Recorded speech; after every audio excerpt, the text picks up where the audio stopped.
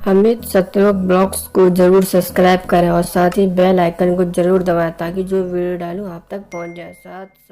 Challenge करेंगे और संत रामपाल दास ने बड़ा संतोष जाहिर करते हुए कहा, उन्होंने याद दिलाया उस इतिहास को जब मीराबाई के साथ, यीशु मसीह के साथ, गुरु गोविंद सिंह के साथ, नानक देव के साथ इतिहास में ऐसा हुआ। सत्य की लड़ाई के लिए उन्हें कितनी परीक्षा देनी पड़ी, कितनी परेशानियां सामना, अपना जीवन ने उछावर कर दिया, अपना परिवार से उछावर कर दिया।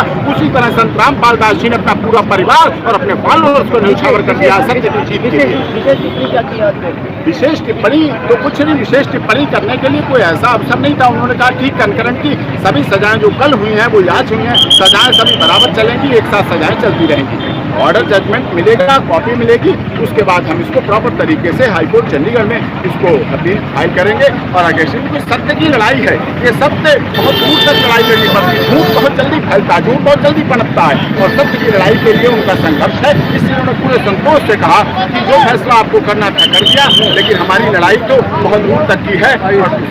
इन्होंने शाम पर यही कहा है कि हाईकोर्ट में इस पूरे मामले को लेकर संत रामपाल दास जी ऐसा व्यक्तित्व है जिन्होंने लोगों को जीवन देने का काम किया है, जीवन को परिवर्तित करने का काम किया है। सर, रामपाल जी से आपने कोई बात हुई? हाँ, बात हुई। उन्होंने कहा बेटे चिंता नहीं करना, वो कहते हैं बेटे चिंता मत करना, निराश मत होना, ये निराशा का विषय नहीं है। यहाँ से आपकी आशा की किरण जगती है। आज आपको सबको अनुभव हो गया कि जैसा राम के साथ, कृष्ण के साथ, मीराबाई के साथ होता था, जैसा ईसा मसीह के साथ होता, जैसे राजा मोरध्वज के साथ हुआ, जैसा राजा हरिश्चंद्र को अपने बेटे को कटारे पे चढ़ाना पड़ा, जैसा उनके साथ हुआ, वो सत्य की लड़ाई लड़नी है। हमें बहुत दूर तक लड़ाई लड़नी है। यहाँ की कोर्ट का अपना फैसला है, ये ठीक हो गया और फैसले में भी देखिए जल्दबाजी में लिया गया फैसला, इसलिए हमारे सारे फैक्ट, हमारी सारी एविडेंस, हमारी सारी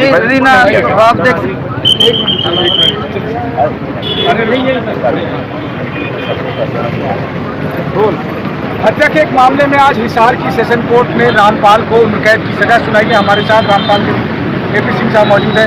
आज अदालत में फैसला सुनाते हुए क्या कुछ कहा? देखिए, आज 430/14 में एफआईआर में संत रामपाल दास जी उनके साथ 14 अनुयायियों का फैसला था, क्वांटम ऑफ सेंटेंस का फैसला था।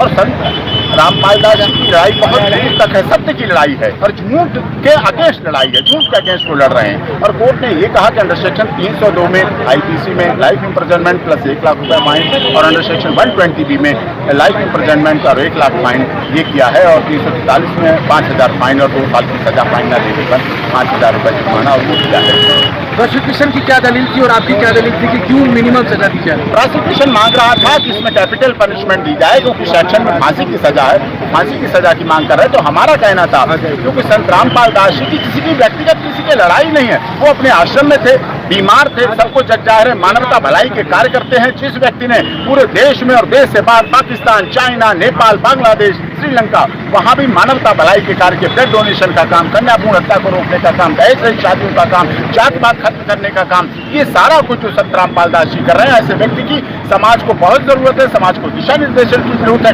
कार्य सरकारें यही करती हैं, सरकारें अपने फंड के साथ करती हैं और संत रामपाल दास जी अपने आप अपने फॉलोअर्स के सारे इन कार्यों को करते हैं, इसलिए उनकी सजा को कम किया जाए। हरियाणा सरकार के वो अधिकारी रहे हैं, कर्मचारी रहे हैं, उन्होंने कार्य किया हरियाणा सरकार के अधीन, तो कोई क्रिमिनल रिकॉर्ड नहीं, कोई हार्डकोर क्रिमिनल नहीं है, कोई अपराधी नहीं है और उन्होंने तो अपना पूरा परिवार इसको समर्पित कर दिया। करोड़ों लोग उनके परिवार के ही। कल हम लोगों ने देखा कि अदालत ने अपने फैसले में कहा कि किस तरह आज के दौर के बाबा अपने अनुयायियों के साथ किस तरह का व्यवहार करते हैं और इनके प्रति कोई रियायत नहीं बरती जानी चाहिए। क्या आज अदालत का विरोध इसी तरह का था या फिर अदालत आज इस मामले में मान रही? देखिए, उन्होंने अपने जजमेंट में लिखा बाबाओं के बारे में, तो संत रामपाल दास जी उस तरह के बाबा कोई नहीं है। वो संतरा को तत्वदर्शी है, ज्ञान देते हैं और कोई बाबा के लिए कोई तिलक नहीं, तंबूरा नहीं, दाढ़ी नहीं, कोई कुछ नहीं है, ढोंग वाली कोई चीज ही नहीं। कबीरपंथ पर आधारित है उनकी शिक्षा और उस पर आधारित। और बात कीजिए आप पंचकुला की, आपने जब बाबाओं की घटना की, पंचकुला घटना में आपने देखा कैसा उपद्रव रूप, रौद्र रूप धारण किया और आप देख रहे हैं लगातार, कल भी आपने देखा, आज भी देखिए, हिसार में सारा कुछ शांति है।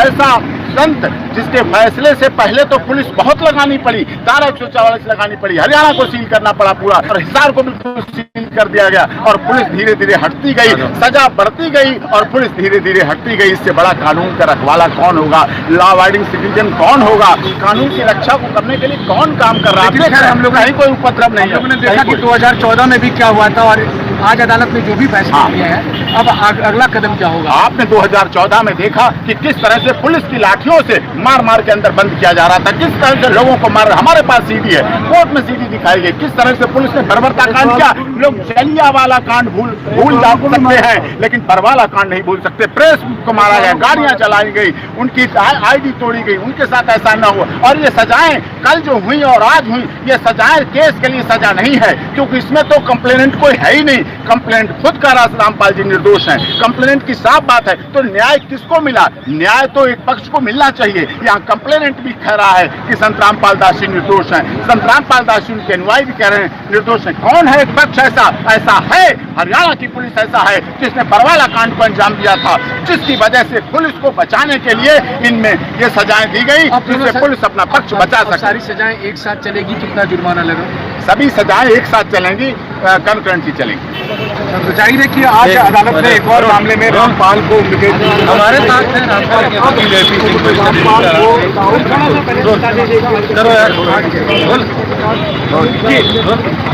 हमारे साथ वरिष्ठ अधिवक्ता एपी सिंह। एपी सिंह, अगर आज की बात की जाए इस पूरे मामले में जो सुनवाई रही, आपके तरफ से क्या दलील आज रखी जाए? देखिए, संत रामपाल दास जी की तरफ से कल भी ये दलील थी, आज की दलील है कि उन्होंने, ये पहली बात तो यहीं से शुरू होती है, संत रामपाल दास हरियाणा गवर्नमेंट में एम्प्लॉय थे। उसके बाद उन्होंने कबीर पंथ पर आधारित शिक्षा को चलाना शुरू किया, सत्संग का आयोजन किया, उनमें मन में भक्ति भाव जागा, और उसके बाद उन्होंने कबीर जी की शिक्षा पर आधारित, कबीर पंथ पर आधारित आगे चलाया, और जिसमें मानवता के कार्य किए। उन्होंने चाहे दहेज हत्याओं को रोकने का काम हो, दहेज रही शादियों का काम हो, कन्या भ्रूण हत्याओं को रोकने का काम हो, नशे को रोकने का काम हो, और इसने जातिवाद को खत्म करने के बाद आधार पर उन्होंने चलाया। ये बातें हमारी जो कोर्ट में रखी गई ग्राउंड थी। और दूसरी बात, जो FIR है, इसमें FIR का कंप्लेनेंट शिकायत करता खुद साफ तौर पर कह रहा है कि संत रामपाल दास जी और उनके किसी फॉलोअर का कोई दोष नहीं है। वो खुद कह रहा है कि इस बात को, क्योंकि उसकी पत्नी को 2 हार्ट बॉल में प्रॉब्लम थी, उस टाइम से इलाज चला, झांसी में इलाज चला, और उसके बाद उसको जब मौत हो जाती है, एक्सपायर्ड आंसू गैस के गोले से दम घुटने से मौत हो, जिसकी वजह से उसकी मौत हुई। आज उसमें 3 में भी वही सजा रखी गई, लाइफ इम्प्रिजनमेंट। 120 में भी वही सजा रखी गई, लाइफ इम्प्रिजनमेंट, और 1-1 लाख रुपए फाइन रखा गया। 343 में 2 साल की सजा और फाइन 5,000 रुपए। क्या ये दोनों सजाएं तो 429 में रंग तरंग की सभी सजाएं एक साथ चलेंगी, साथ चलेंगी, अलग अलग का कोई। कुल रामपाल पे 14 लोग थे इस मामले में, 14 दोषी करा दिए, सबकी सजा थोड़ा पीछे है। हाँ, सबकी सजा बराबर रखेंगे, सबके साथ। एक बात करना चाहेंगे, आपने कहा कि इस मामले में जो इसका पीड़ित था उन्होंने अपने बयान में कहा, लेकिन हम उस FIR की बात ध्यान रखें, उसके अंदर लिखा गया था कि